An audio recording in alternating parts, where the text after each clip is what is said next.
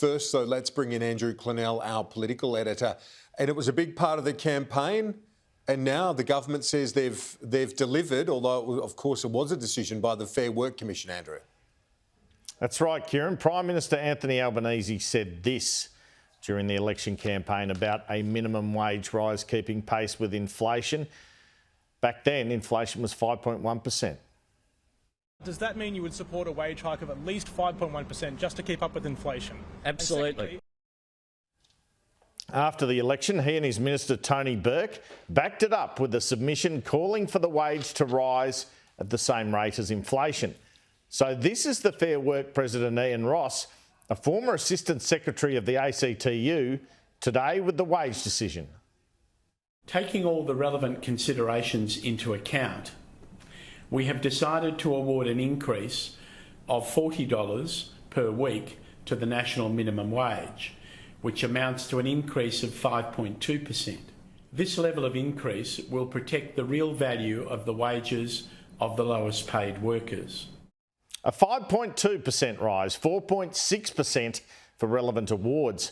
The PM welcomed the decision in Gladstone after a cabinet meeting today. At the heart of the election campaign, I was asked whether I would welcome a decision by the Fair Work Commission to increase the minimum wage by just $1. And today they have done just that. And when I was asked would I welcome a decision, I said absolutely. And I absolutely welcome today's decision. Relations Minister Tony Burke went even further, claiming credit.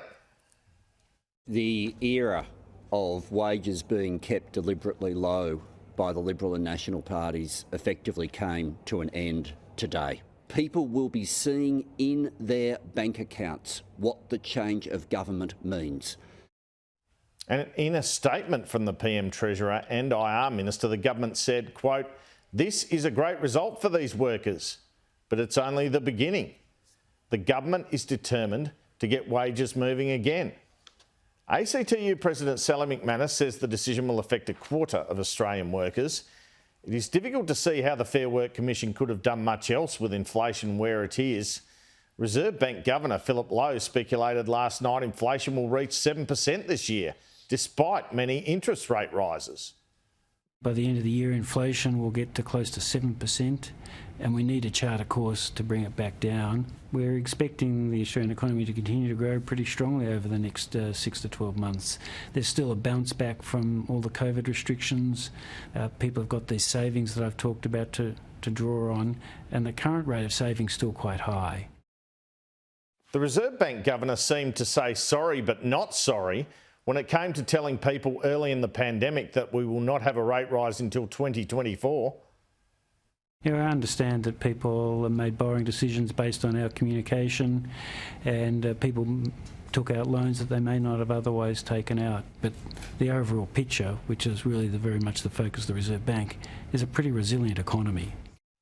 And he seemed to admit that the Reserve Bank and former government might have gone too far pump priming the economy, but compared it to insurance. The other thing we wanted to do was provide some insurance, some economic insurance for the country, that if these really bad outcomes were going to eventuate, that we would be there, we'd be able to support people. But that's the nature of insurance, isn't it? You take out insurance against a very bad event, the very bad event occurs, and you're very glad you took out the insurance. But the bad event doesn't occur, and then you think, well, I could have saved some money here. I didn't need all this insurance.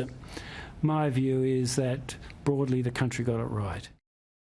The Australian Chamber of Commerce and Industry have said the wage decision today will cost business $8 billion a year, and they already have to cope with the 0.5% rise in the superannuation guarantee from July.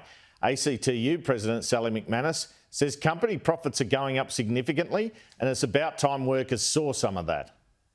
It's not as if businesses are suffering at the moment. They're not. Their profits are up 20%, 20%. If we had have won the 5.5%, that would have equated to 1% of their profits, a small amount. The decision comes on a day that it was reported that politicians received a pay rise of 2.75%. It probably also means that there is likely to be some unrest in the public sector, including in New South Wales, where the state government recently announced It was lifting its wages cap of 2.5% to just 3%. There have been talks about teachers' strikes and the like. So the big question here, can we avoid a recession, Andrew? We might get lucky and inflation calms down next year after rate rises and doesn't blow up the economy. But it is starting to look tougher to avoid a downturn, and here are some of the reasons why. Rate rises can stop people spending and borrowing and buying homes, but they won't make gas or petrol cheaper, or construction materials and other materials reliant on supply chains cheaper. Also, the last two recessions we have had or nearly had in Australia, during the GFC and COVID, massive government stimulus managed to get us out of the hole. You can't do that in a high inflation environment. The concern is we might have or end up with a stagflation situation like the 1970s and 1980s. Governor Lowe seemed confident last night we would avoid recession, but he was also confident we would not see rate rises until 2024. No doubt Treasurer Jim Chalmers is relying on the Governor's advice and the advice of Treasury, and made a comment which I wondered could haunt him in the next year or two at our Sky News Economic Outlook Forum last week. He basically says here that he has not the faintest concern about a recession occurring. That's not on my list of fears for our domestic economy. If you want to think about the challenges around the world, and you think about, a lot of commentators that many of you would read are, fear a recession in the US or the UK. Their fears there are about inflation getting out of control, central banks having to react so substantially that instead of tapping the brakes, they slam the brakes on those big economies. And so that's of concern to us, to be upfront about it. Now, let's look to the strain on the one other sector within the economy, that being the energy sector, and the relevant minister, Chris Bowen, out there trying to reassure people again today that the regulator's onto it. Energy Minister Chris Bowen, as he seems to have to every day this week, giving public comment today, assuring people that the Australian energy market operator is making sure that Australians do not suffer blackouts as the strain on the energy supply from the cold snap and coal-fired outages continues. Yesterday, AEMO directed more than 5,000 megawatts into the market. Using their powers, they directed generators to bid into the market and to generate more than 5,000 megawatts across the national energy market. As I said, AEMO advises that the situation continues to remain, that load shedding and blackouts are unlikely. The minister there also suggesting there may be further recommendations for action from AEMO amidst reports power companies might be profiting from the crisis, Kieran. A lot happening, and meantime, you've got the shadow cabinet out in WA today, Andrew, and in Gladstone. I'll be joined shortly by the Minister for Employment and Workplace Relations, Tony Burke. What do you make of the locations for those two post-election meetings?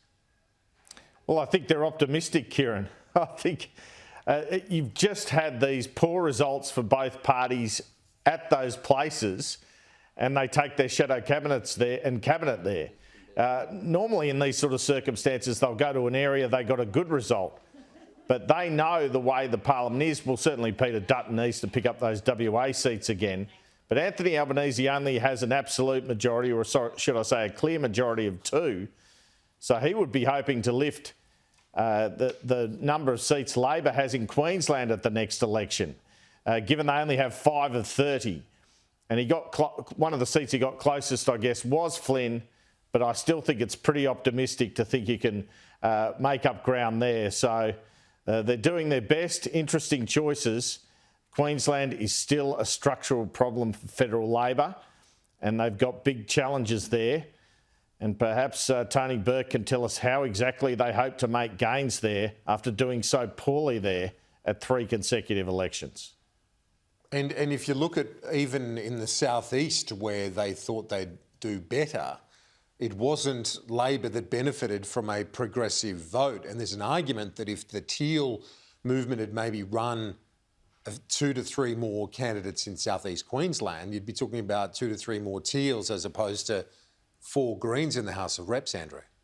Well, that's right. They should have won Brisbane off the Liberals, but the Greens did, and they lost one of their frontbenchers, Terry Butler, in Griffith, to the Greens as well. Brisbane and Griffith, 2 seats they could have picked up to take their numbers there to 7. Very disappointing result there. Copping it from the left in southeast Queensland and from the right elsewhere in that state. It was the Morrison state, and he did okay in Tasmania. So why do they have a state government for so long in Queensland with Anastasia Palaszczuk and can't make a dent, it seems, when it comes to their federal vote there, Kieran?